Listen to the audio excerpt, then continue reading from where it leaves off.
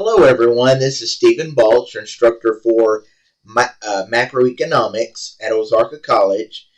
Today what I'm going to do is give you a little bit of feedback on the chapters 9 and 10 activities that I graded last week.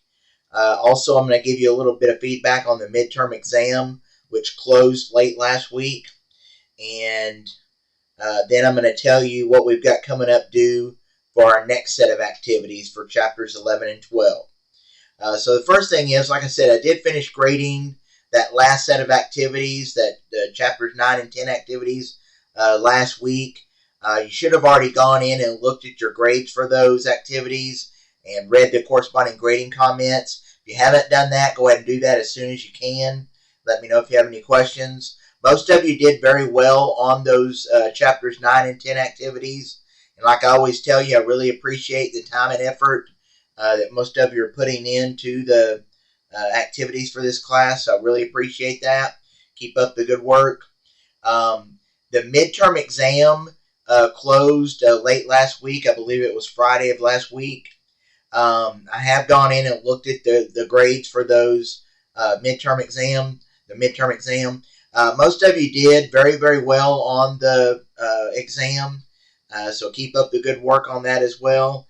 I will open up the midterm exam for review purposes later today, so be looking for that.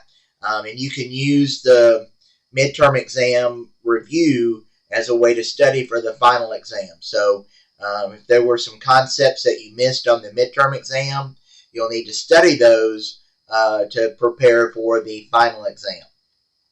All right. Also, I will be posting midterm grades later this week, so be looking for that as well. As soon as the midterm grades are posted, go ahead and look at your grade and let me know if you have any questions. It shouldn't be any surprise because it'll be whatever the corresponding letter grade is for your percentage grade at this point in the semester. But if you do have questions, just let me know, and I'll be glad to answer any questions that you have. That brings us to what we've got coming up due for our next set of activities. So if we go to the activities page in Ozarka, right now we're on week 8 of the semester. And you'll notice there's nothing due this week, but there is work due the first day of next week, which is Sunday, October 15th. Okay? So don't wait until Sunday to get started on the work that's due on Sunday. Go ahead, be working on it this week. Even though there's nothing due this week, you should still be working on chapters 11 and 12 activities, which are due, like I said, the first day of next week, which is Sunday, October 15th. All right. Chapter 11, by the way, covers fiscal policy, which is government intervention into the market through purchasing, taxation, transfer payments, and of course the federal government does this to promote the macroeconomic goals, the 3 goals that we've talked about all semester.